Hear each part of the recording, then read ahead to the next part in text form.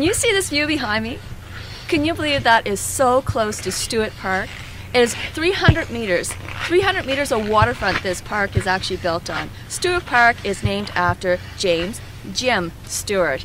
Behind me stands a bear. That is one of our landmarks. Kelowna actually is grizzly bear in Aboriginal language. Underneath Stuart Park, there's a refrigeration that keeps this little place here for all us families to come down and enjoy. It keeps it refrigerated. Refrigerated. Everybody likes a refrigerator. That's where we keep our beer in our Frigidaire. But what a wonderful way to have fun with your family. We're down here at 6 o'clock in the morning, and this ice sheet has nobody on it except our lovely partner Lowell.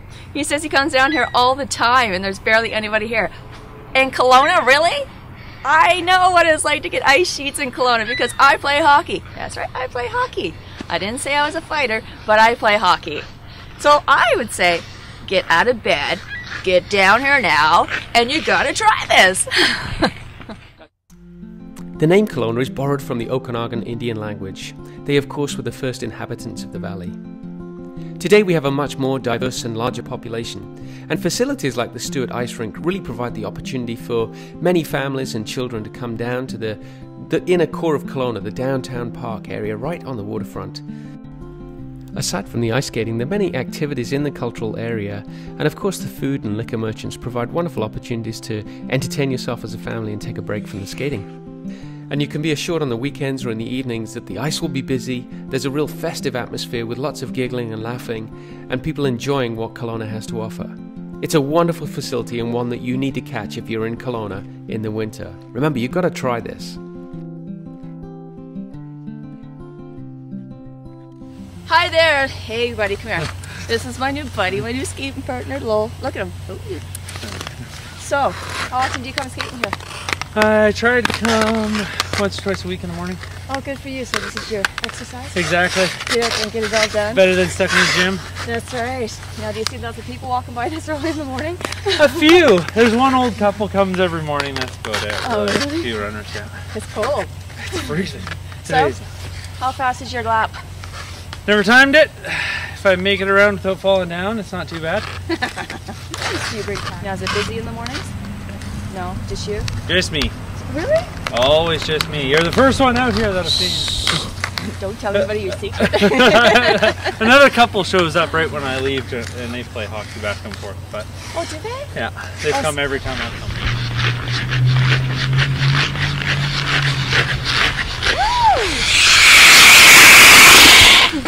Stuart Park was phase 1 of our urban development cultural district upgrade. They're moving on to phase 2 here coming in the fall, which is going to be the new marina. How could you not love this place? What a wonderful place to take the family. Affordable, fun. Come on down and go skating. Ding, ding.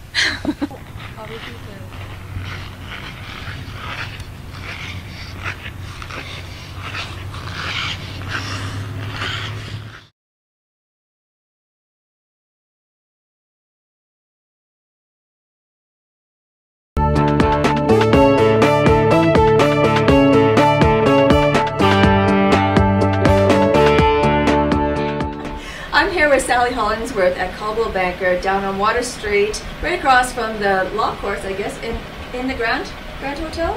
In the Delta Grand Hotel. In the Delta Grand Hotel. Sally Hollingsworth is a realtor with Caldwell Banker. So how long have you been with Caldwell?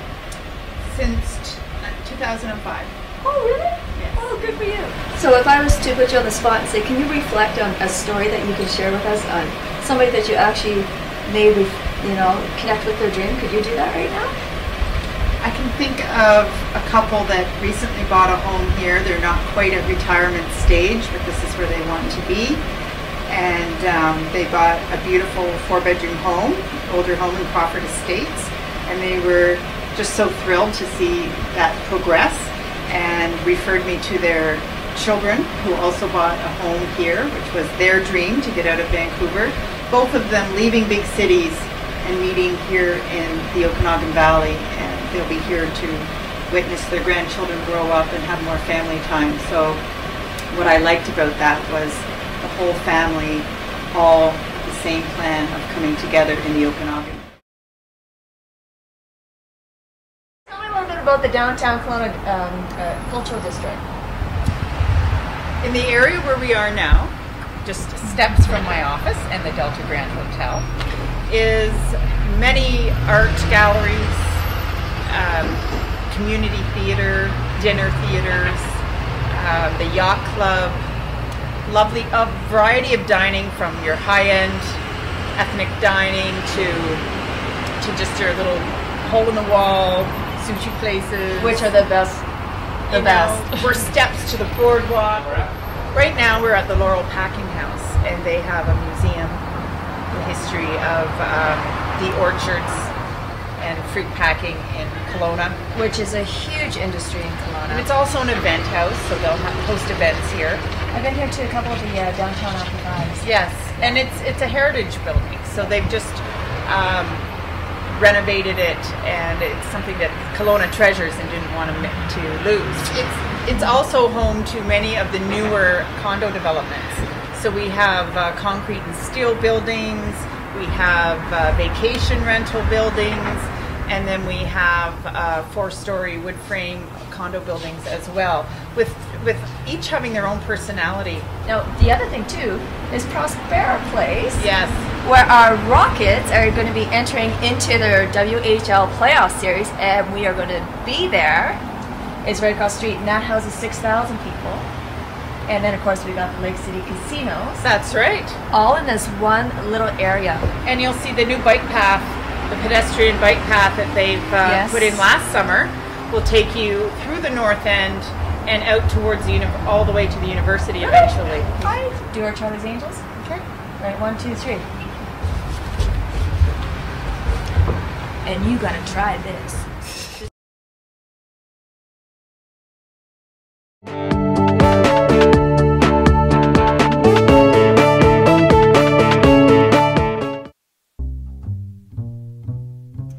Today, Angel's going to introduce us to Giovanni Loretta. He's the proprietor of a coffee shop downtown, and he's notorious for making a big deal out of a little thing, a little tiny coffee bean.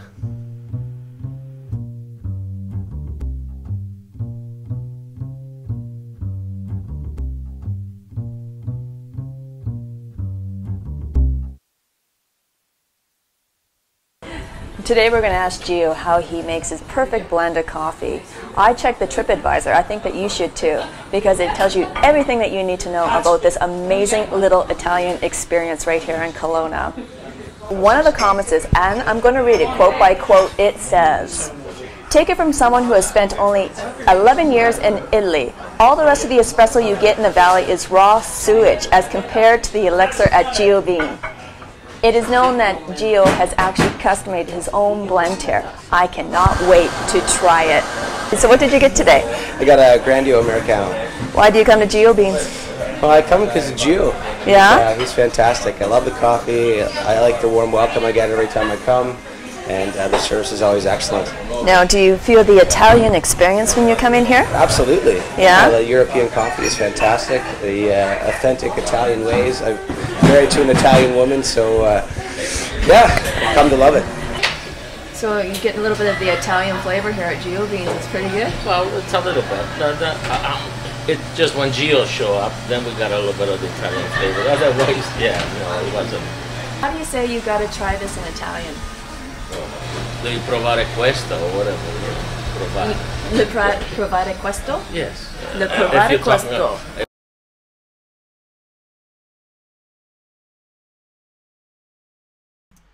This little coffee shop on Water Street has quickly become one of the most popular hangouts for local San tourists alike. Giovanni's always willing to share a story. He'll greet you at the door and say goodbye in Italian, and you can learn the fine craft of making the most excellent coffee. You have to try this. It's the coolest coffee shop in Kelowna. We're at the Rotary Marsh Bird Sanctuary, right by the Grand Hotel, at the end of, actually the opening of Brant's Creek. And I have a whole bunch of little quackers all around me. Here comes a quacker. I think I'm going to take him home, and I'm going to call him Quacka.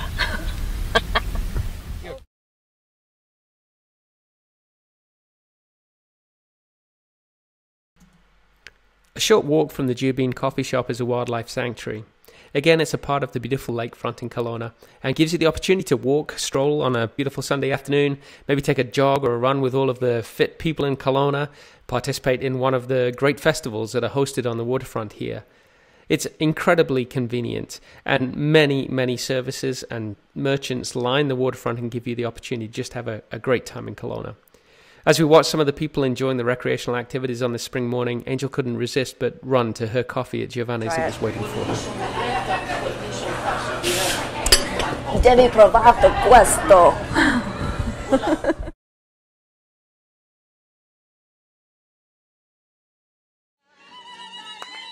Hello, my name is Jackie, and I would like to thank You Gotta Try This for the support of our charity work. We work with our adventure advocates to provide safe drinking water to communities in Africa and to provide education to children in Central America. Why not visit our website to make a donation, knowing that 100% of all public donations go directly to projects.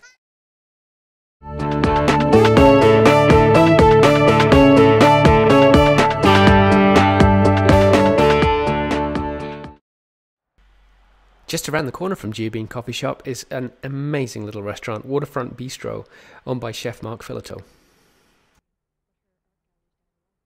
Again, I'm at Waterfront Wines with the award-winning chef Mark Filato in the Culture District of Kelowna on the edge of the waterfront. Hi, Mark. Good morning. How are you? I'm doing fine. Thank you for having us here. Glad you're here. Well, I was hoping that you can tell us, before we actually get into what we're going to be doing today, if you can tell us a little bit about these things in behind us. This is our Monopoly set we're working on. The Golden Boot. These are a couple of awards that we picked up just this past year. So the Rubber Boot was the trophy for the Salmon Showdown at the Naramata tailgate party that happened in September down in Naramata. So there was, I think, 14 other restaurants from the Okanagan battling it out for the best salmon plate, all paired with the Naramata wineries. And we came out on top. Now this is more of a prestigious award. Yes, this is the gold medal plate that we won in Vancouver. So this past fall, November, we came out on top against 9 other chefs, and got the chance to compete in the Canadian Culinary Championships 2 weeks ago. You know, so it was a lot of fun. So I guess that's why you're an award-winning chef. It's part of it, maybe. You're so humble. You know what I like the fact about you, Mark, is you actually talk in the sense of we, like you have your team behind you, which is... I'm sure sometimes I might be the face of the operation, and my name's always out there, but the reality is I don't do this alone. I can't do it alone. I need really strong people behind me, with me, and we work as a team together for sure. Wayne Morris, my restaurant chef, is a phenomenal cook, and we wouldn't be here together without each other for sure. Now, is it true, like, as far as the wine, like I'm looking at your shelf over here, now you say that you have 300 varieties that you could... We're probably over 300 bottles on our list, yeah. Wow, and that's international and national. Yes. Now, can you tell me about some of the local places that the wineries, are you... Well, there's so many. So many, yeah. There's 200 in BC alone. I moved here in 2001 and there was 63. So, I mean, the growth of the number of wineries is huge. I didn't know that. It's astronomical. Yeah. But it's been a great growth, and there was I'd say a group of wineries that were the leaders of the industry, and some of them still are. But now, kind of what's neat is you have these small wineries that are kind of mom and pop operations who have fantastic wines, and their case production is small, their advertising budget is small, but they're great people and they have a story to tell. Exactly. Orofino would be a fantastic example of that. You know, they just produce phenomenal stuff. So it's we like Orofino a lot.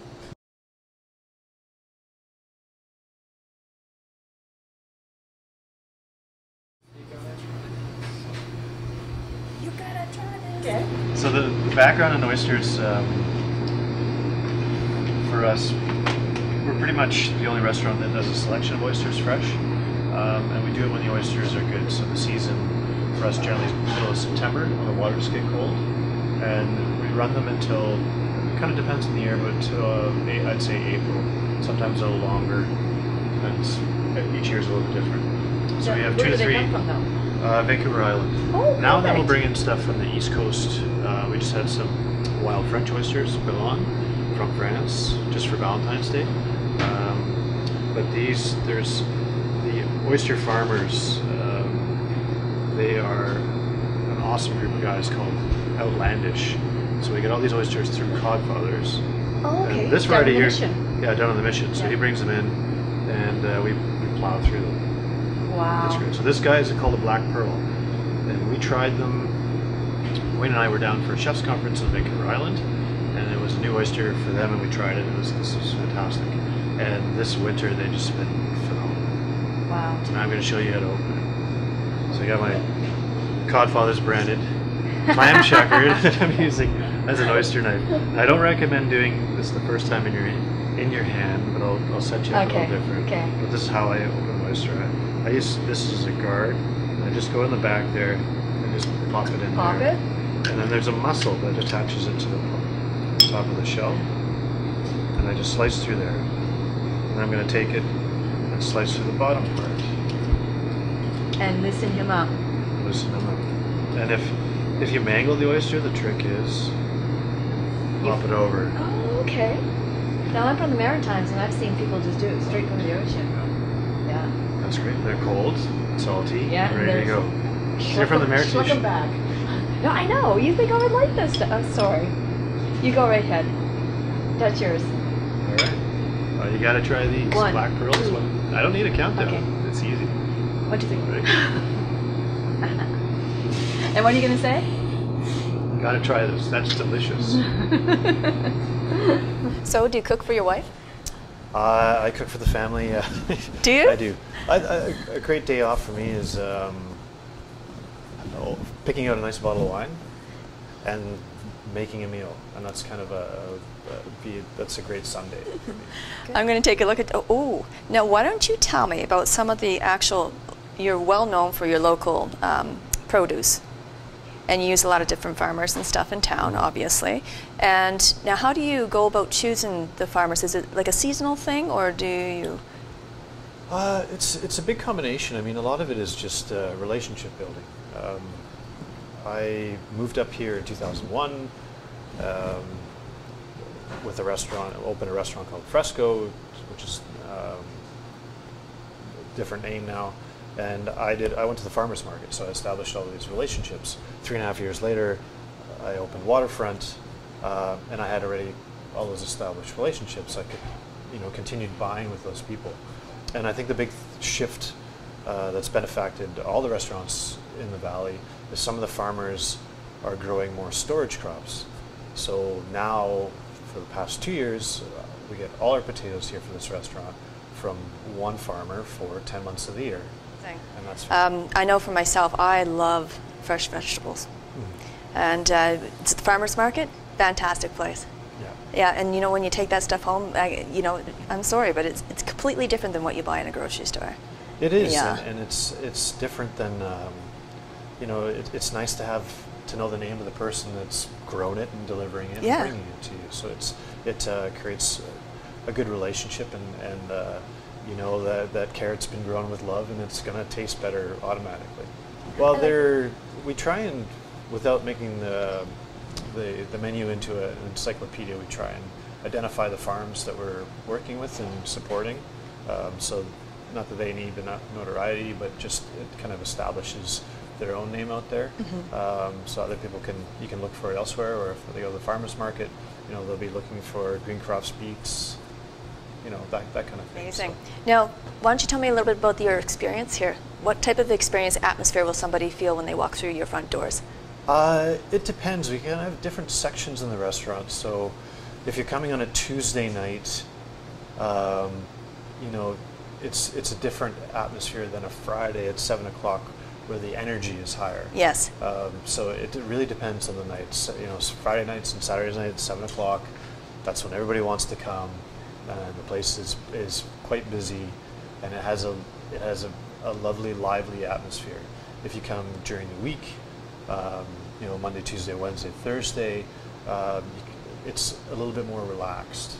And we find that we get a lot of the diners tend to come out on those nights because They know there's no pressure that someone is coming at the table at 8:30, so they have to get them there. It's a more relaxed atmosphere, and they can dine at their own leisure and their own speed. So whether you're looking for a casual atmosphere or a fine dining experience, we can guarantee you that Waterfront Wines is where you need to go to experience it. You have got to try this.